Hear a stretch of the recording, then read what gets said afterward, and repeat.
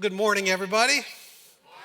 It is good to see all of you, and so welcome to those who are online as well. I'm so glad, I don't know what that is. I just started, guys. Is this a commentary? You want me to? Well, amen, I guess. See, it was that. So you guys will remember, at least some of you will remember, others of you will have heard about it. Whoa.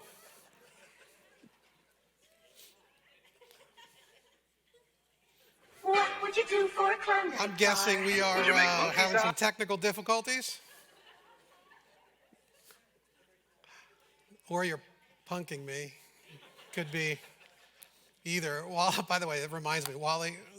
So over the years, they've tried different things to mess around with me. And one year, I had played a couple jokes on some people, and then they decided that they would swap out the communion cup for wine. And so I was leading communion, of course, because that's what the joke was. And so we were kind of blessing the cup and drinking the wine, and I drank the cup, and I didn't think that it was wine.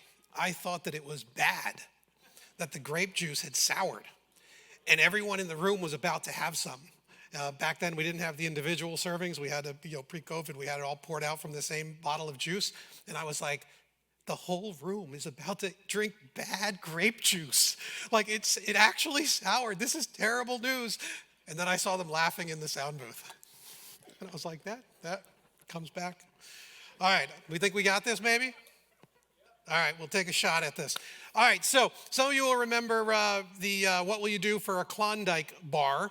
That was this series of commercials that were designed to help people understand just how amazing a Klondike bar is. And so they would supposedly ask people to do some crazy things. And in these commercials, of course, they would get people to do crazy things because the Klondike bar was so compelling.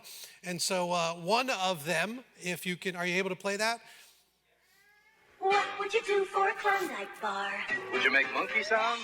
Monkey sound? Gee, I don't think so. Got the Klondike right here. Rich vanilla ice cream smothered in thick chocolate. No, that's a baboon. I think you've drifted into gorilla. That's got it. For that chocolate-coated ice cream, loaded big and thick, no room for a stick. What would you do for a Klondike bar? You don't have to act like a monkey anymore. Okay, fine. Yeah. So that, by the way, some people, I've had young people say, I really wish I was like around in the 80s. They seem so cool. That was the 80s. A lot of damage that happened to society happened in the 80s because of stuff like that. That should have ended careers from the actors who participated all the way straight up through. It's as if they never actually had a Klondike bar because they're not actually good. Am I wrong? Or is this like controversial still? Oh, okay. I did not realize that. I thought everybody knew they stunk. They were lousy. No? What kind of junk do you eat that you think Klondike bars are good? Okay, all right, quick show of hands. Who actually thinks Klondike bars are awesome? Show your hands, go ahead. Yep, some of you are embarrassed to put your hand up as you ought to be. And who thinks they're terrible? All right, thank you. At least 3 people agree with me that they're, compared to what, Ben and Jerry's? Can we compare it to Ben and Jerry's? No? I mean, is there even? Anyway, I'm off track. I was going somewhere with this.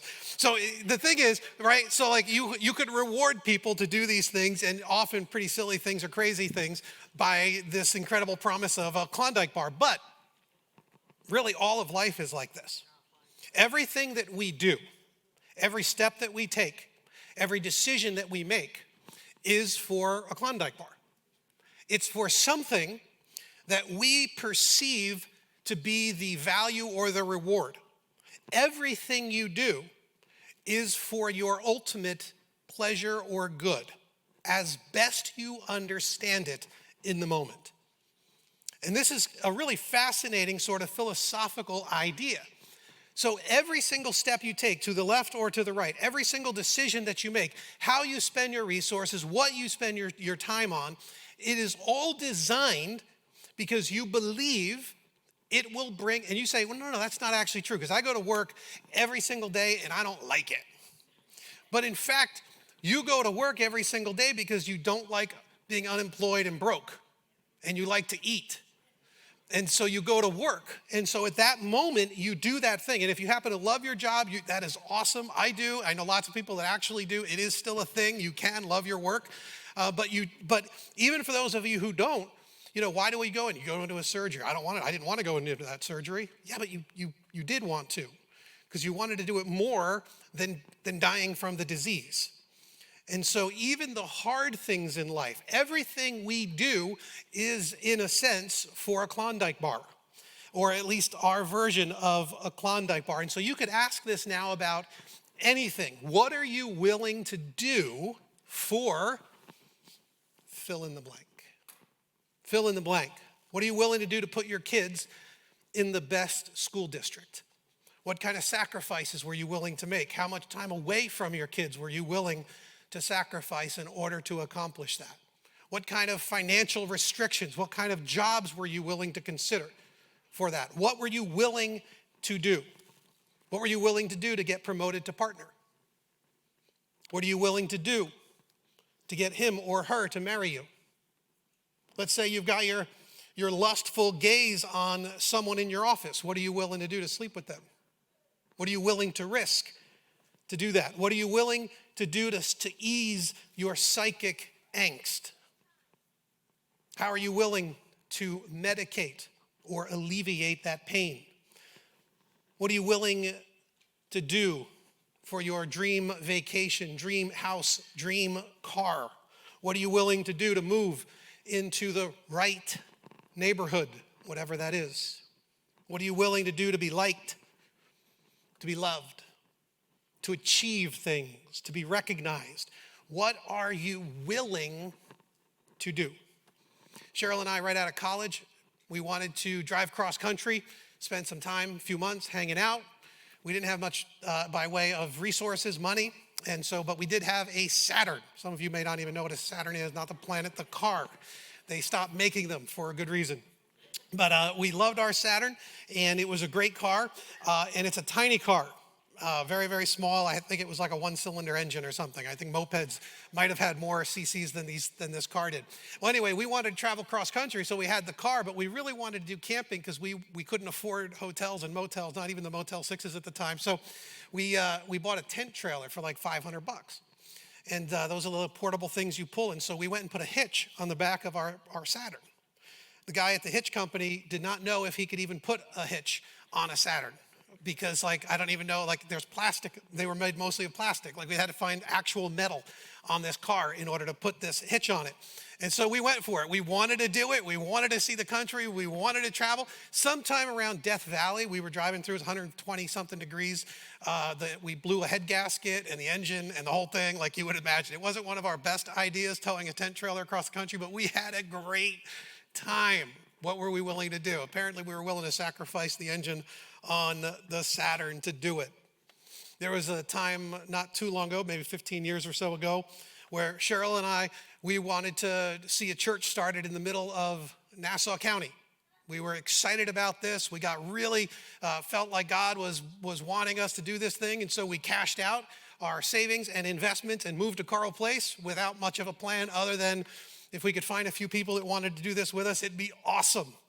And so we did that. By the way, cashing out makes it sound like a more impressive thing than it really was, because there wasn't much there anyway. And so, but yeah, that was that. What are you willing to do for the thing that you want to do? Jesus, of course, he asked a similar question. He raised similar challenges. What were you willing to do to follow him with all your heart, mind, soul, and strength? What are you willing to do? What are you willing to give up? What are you willing to sacrifice? What behaviors will you adapt or adopt or abandon in order to follow him? And of course, he offered us a reward if we do. And it wasn't a Klondike bar. He talks about joy unspeakable. He talks about eternal pleasures at his right hand, a home in heaven with him, an extended family of believers, not just here, but mothers and fathers and brothers and sisters that span time, that we will one day spend all of time with, friendship with the King of the universe, access to the throne room of heaven, the forgiveness of sins, eternal life. He offers us this, promises us these things. So here we come through, we've been working on this whole series through Corinthians. And we're still in our series in 1 Corinthians, and we are kind of just working our way right through verse by verse, chapter by chapter. And we find ourselves in chapter 9. And this is where Paul is going to challenge us to consider what it is that we would be willing to do to follow Jesus and help others follow Jesus as well. And he does that by giving us an extended personal example. Now, this is kind of like part 2 from last week. So if you want to go online later and watch part 1 from 1 Corinthians chapter 8, it might help frame some of these things. But by way of review, we saw last week that Christians were to develop a posture of the heart that leads us to yield our rights so that other Christians might grow into full maturity in Jesus. So this idea of using our freedoms, of leveraging our privilege and our strength to overcome disunity and to love each other as followers of Jesus. And that was kind of his big point that he was making last week that we were studying this. He said that knowledge and freedom, though they are good things, they actually can get in the way of the mission of God if they are not undergirded, if they do not rest upon the foundation stone of love. And that was one of the key ideas, that they aren't the priority. It isn't about rights. It isn't about freedom. It's about love first and foremost, and then the rest of it will work itself out. And we also saw that the divisions that separate the church and always will separate the church on this side of eternity, that these are actually a gift from God because they give us the ground by which we get to practice yielding. And so this, I think, is a key idea here, because we get so frustrated and we get so overwhelmed by these kinds of things. And yet, what we're really talking about is an opportunity to become the kinds of Christ followers that he is making us to be. Right? So like if you pray for patience, what is God going to do? Right? He's going to bring idiots into your life. Right? I mean, okay, maybe they're idiots to you. They're not real idiots because, they're all God's children and that and that. But you know what I'm talking about. They're the kinds of people that don't understand what a checkout line, how to use the self-checkout, and so they're really slow. It's the call center, right? So now you make a call to a call center and you need some help, and they're in the Midwest. How you doing, Mr. Kelly? I'm on the phone with tech support. How do you think I'm doing? Hey, how's the weather out there? It's been cold over here. I don't care. I don't care about the weather there. I don't care about the weather here. I care about getting to someone that can help me with my problem. And so here I am, you want to become a more patient person, and God fills your life with people that will help you become a patient person, and that's a good thing. I tell myself that every morning in every phone call. That is a good thing. We have to convince ourselves of this, and because, of course, when we do that, so what is it when we're talking about this issue in 1 Corinthians 8 of unity and of yielding ourselves, and every opportunity we get to practice yielding is a good thing. It's a gift from God to make us into the men and the women that he wants us to be, to reach our full redemptive potential here on earth. And so all of this is kind of background to what Paul's about to do, which is to give us an extended personal example of how even the Apostle Paul has to continue along kind of this line and struggle. And so 1 Corinthians, we're in chapter 9. We are starting in verse 1. He says, "Am I not free?" And when he says this, he really does mean that. He is a Roman citizen. He is a rabbi from the Jewish people. He is an apostle. He has all of the rights and privileges that come with all of those levels of status and all of these different spheres of the ancient world. And he is free. They liked the fact that they were freed men and women. They were part of this piece of the Roman Empire that was really rebuilding ancient Corinth into Roman Corinth. And one of their claim to fame was that they were freed men. And so am I not free? Am I not an apostle? Have I not seen Jesus? So he says, yeah, I'm free. I'm just like you. I have all of those same rights and privileges, but I'm also an apostle, and I have seen Jesus. So I've come to talk to you guys about Jesus, but I myself have actually seen Jesus. Jesus appeared to me. And so you start to see his rights and his status going up. And are you not the result of my work in the Lord? Even though I may not be an apostle to others, surely I am to you, for you're the seal of my apostleship in the Lord. This is my defense to those who sit in judgment on me. So others have said, I don't know if Paul's really an apostle. Like Peter and Paul, they weren't like a thing until later. I don't know. But he's like, listen, you want to know my apostleship? You are the proof of my apostleship. I came to you in Corinth. You actually owe your salvation to me. I used my freedom in what Jesus sent me to do so that you might receive eternal life. And he goes on, he says, don't we have the right to food and drink? Don't we have the right to take a believing wife along with us, as do the other apostles and the Lord's brothers and Cephas? Cephas is Peter there. Or is it only I and Barnabas who lack the right to not work for a living? And so taken out of context, this is a pretty fascinating text. So Paul here is reminding them of how church leaders in that day and since that day have lived. They have earned their living, their food and their drink from the churches that they were ministering to. They're the leaders. They travel. And not only do they travel, but they're allowed to travel with their spouses. And so their families get supported by the churches that they are doing work among. Even, he says, the Lord's brothers, which is sort of cool because, this is kind of the thing. I was raised Catholic, and so we were kind of taught that Mary was forever a virgin. And so it wasn't just that she was a virgin when Jesus was born, that she remained a virgin. But it seems likely from the scriptures, because they regularly talk about his brothers and his sisters, that after Jesus was in fact born of Virgin Mary, she was no longer a virgin because it looks like he had some brothers and sisters. And there's one of these is James, who wrote the book that we get later. And of course, he mentioned Cephas. Cephas being Peter, who is the most famous of all of the apostles, really one of the leaders of the apostolic tribe. And he says, look, that's how this works.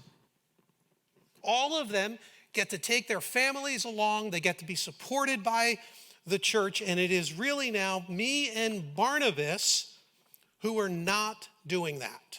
So they decided not to get paid from the Corinthians for the work they were doing among the Corinthians. And we'll get back to that in a minute. But he's not done developing this idea of his rights. He says, who serves as a soldier at his own expense? No one.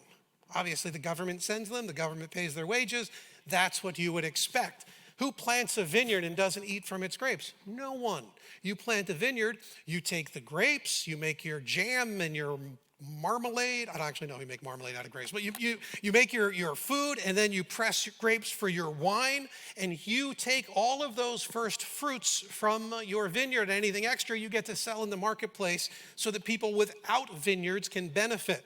Who tends a flock and doesn't drink the milk? And so, of course, the milk and the cheese you make from the milk, this is all that you would expect from the people who were tending to the work with the bulk of their time, energy, and resources. And then he says, listen, it's not just about human authority. These are kind of the examples in how the world works. Doesn't the law say the same thing? And so now he ramps it up even further. The law of Moses says, do not muzzle an ox while it's treading out the grain. And he goes, it's not about ox that he's writing this. Yes, God cares about the ox. He always cares about the animals. You'll see that throughout the scriptures where God cares about the animals himself, and he expects us to care about the animals. And so Paul's not here saying he doesn't really care about the ox.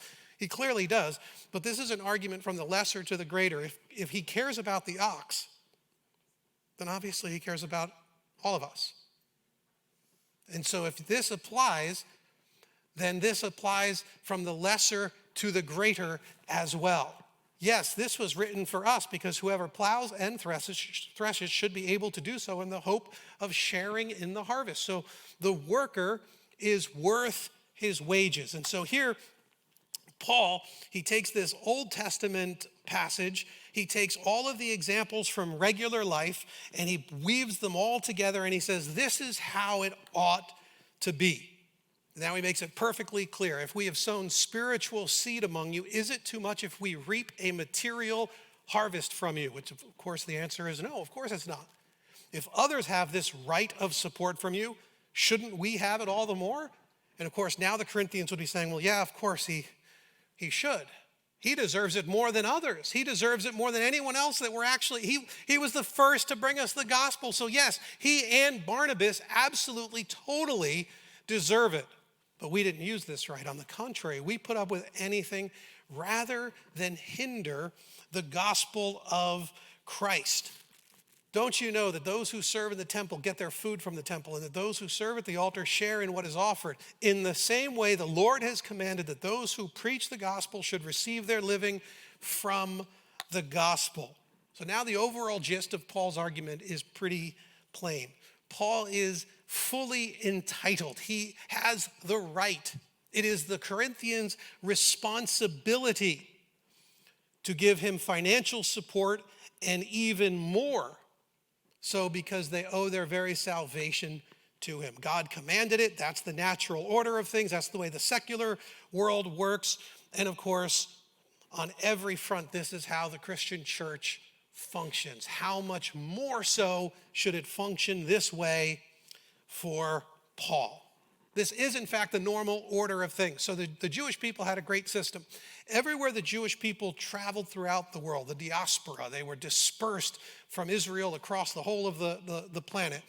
And every time 10 Jewish families would gather in a city, they could start a synagogue, which is pretty cool. The way they can do that is every family gave 10% or a tithe of their income to the work of the rabbi.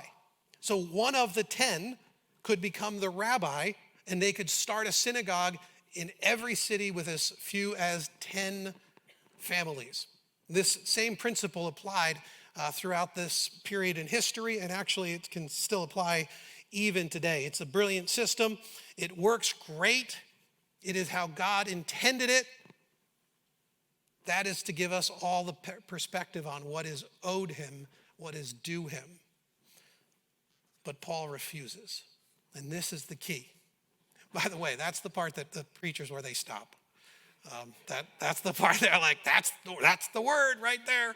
But you got to go to you got to keep going because it is true. But I have not used any of these rights.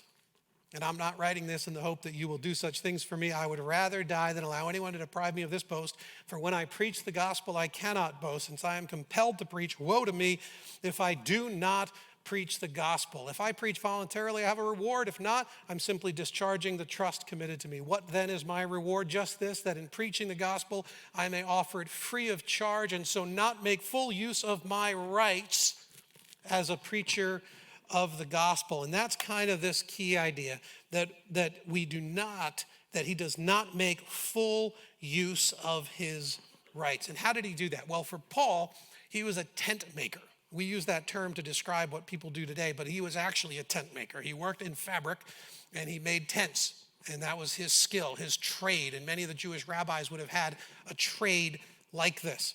And so when he traveled around, he'd go to a place like Corinth. They would set up for their every biannual games, kind of like our Olympics. People would travel in and they would need tents, and they would set up these like caravans and like carnival areas and stuff like that. And he had plenty of business. And so he would make tents. And so he could support himself by the making of tents. Today we would call that a bivocational ministry. And so there are plenty of folks who are bivocational. They work in the secular work, and that helps fund and pay for their spiritual or ministerial work. But Paul is saying that he was refusing to take any money from the Corinthians. So scholars have wondered why this is, because it isn't actually the natural order of things. This was exceptional even by the claim that Paul is making. And most seem to think that it has something to do with the way that the Gentiles in particular, and Corinth maybe particularly, would have viewed that relationship. And so the Jewish people would have had in fact, they would have been offended if in fact they couldn't find a spiritual leader to focus their time, energy on study and on teaching. They would have been offended if that were the case. And for the rest of the apostles, their primary ministry started with the Jewish people. But Paul was in an environment where there were very wealthy people, the benefactors, and they would pay for their traveling philosophers or teachers to come about. And if they liked what they were hearing from these people, they would meet with them privately, and they would hold private parties, and they would pay them even more. And they were really creating kind of an employer-employee relationship with an expectation that I would have more access to you, that you would do special teachings and favors for me, because in fact, I'm paying your bills. And I think Paul wanted to avoid any of that. I think he knew there were a ton of poor people that needed access to the gospel that the wealthy would not have always been willing to underwrite. I think he would have been saying things about wealth and about the trade guilds and about business with people who are in the secular, the pagan environments that they would not have liked, and they would have been able to leverage money against him. And I think he set a standard which put him in his mind and Barnabas in his mind above reproach in this particular mission field. And so he would receive support and money from other churches from outside the area, and through his tent making and the work of Barnabas, they were able to continue ministering to the Corinthians without any of those troubling side effects of having mostly the wealthy people support the ministry. So the point is, whatever the reasons, is that Paul didn't take this money, but he deserved it. He had the rights to it. He had the freedoms. The Corinthians owed it to him, and Paul claimed none of these rights, none of these freedoms, and he used instead his freedom and his resources to reach people that were far from God and to grow people up into full maturity. He says, though I am free and belong to no one, I have made myself a slave to everyone.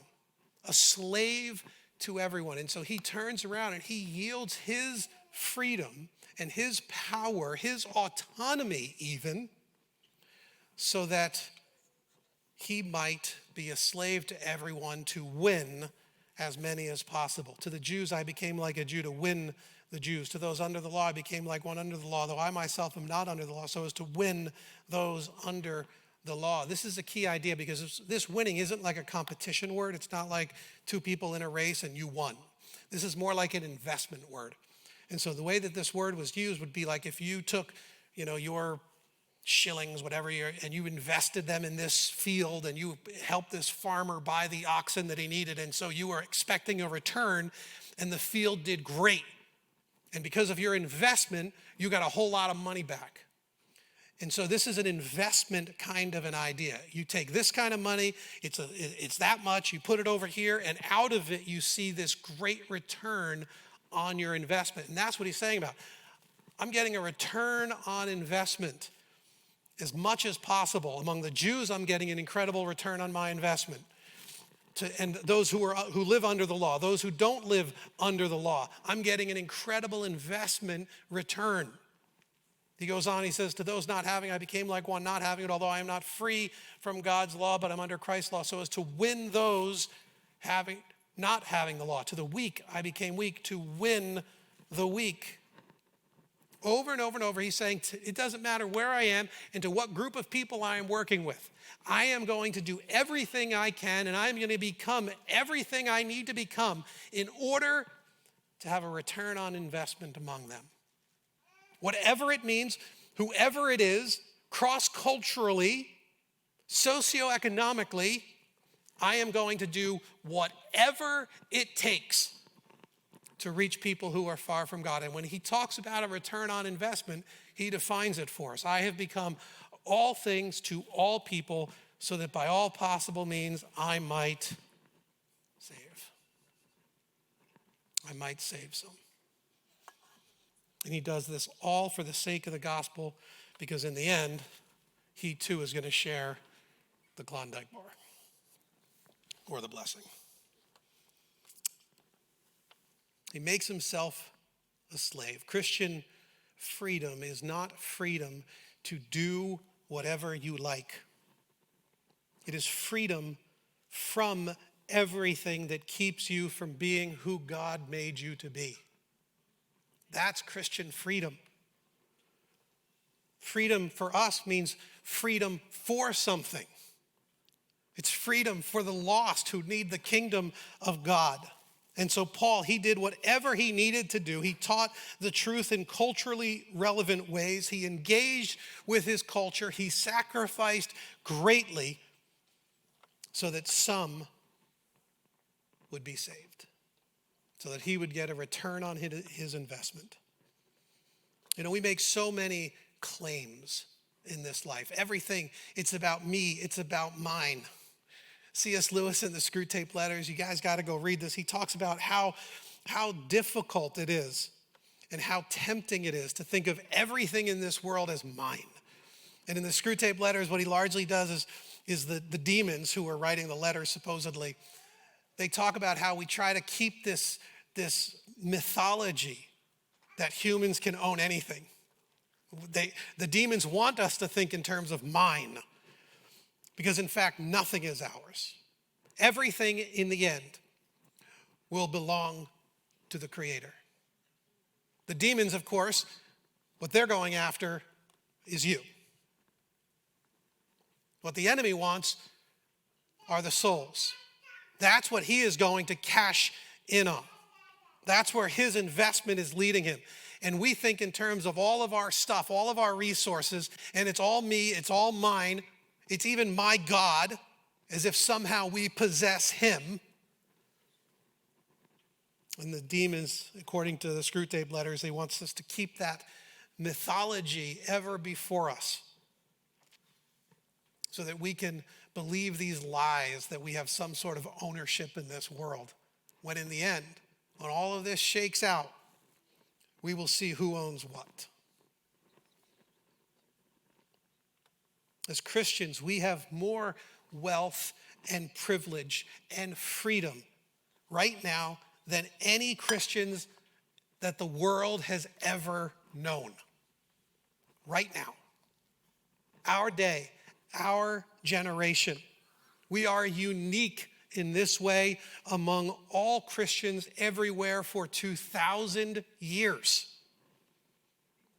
When we find ourselves, we want to create a whole long list like Paul did. We're going to say, this is what we do. We work real hard. We went to school. We studied hard. We got good grades. We did that. We did this. We're smart. We work on it. We invest all of this stuff. And look, all of this is now mine. I've accomplished so much. I deserve these things. I think Paul would say, even if that were true, even if you had the right to all of those things, is that how you want to claim them? You want a really great exercise this week? Take an hour, take your calendar out, take your task list out, take your bank statement and your credit card statement, and study it prayerfully for an hour and see what it is we spend our time and our energy and our money on. What's your time, talent, and treasure going toward? I've done this exercise. It's somewhat disillusioning when you realize how readily we think everything that we have ought to be spent on us. All of our time ought to be guarded, protected from others who could use it and benefit from it. How all of our resources are there to make our lives a little more comfortable or a little more secure. This money should go into an investment so that it's secure, so that I'm secure, so that my kids are secure, so I can leave them this and that and the other thing, which is all going to seem so fruitless in the end of time. Will we be proud of the investments that we have made? I just can imagine a future for Long Island where Christians, where we step up and we sacrifice greatly for lost people.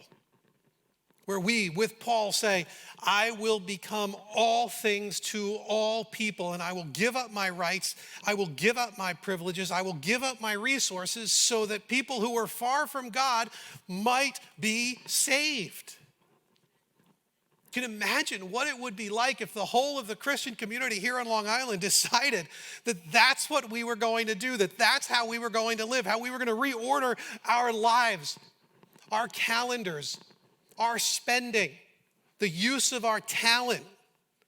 If we were to reorganize our lives in such a way. Recently somebody added Beacon to their will. And so in the future, one day, we will actually be a part of their inheritance, house and things like that. And I thought, what foresight. This is a person who is saying, and again, I'm going to have to qualify like Paul. I'm not making any claims like this for anyone else. That's between you and your God. What I'm saying is that this person is saying to themselves, how is it that I can impact generations to come? Because they're not going to benefit from that. They're not going to see that. Our children's children will benefit from that.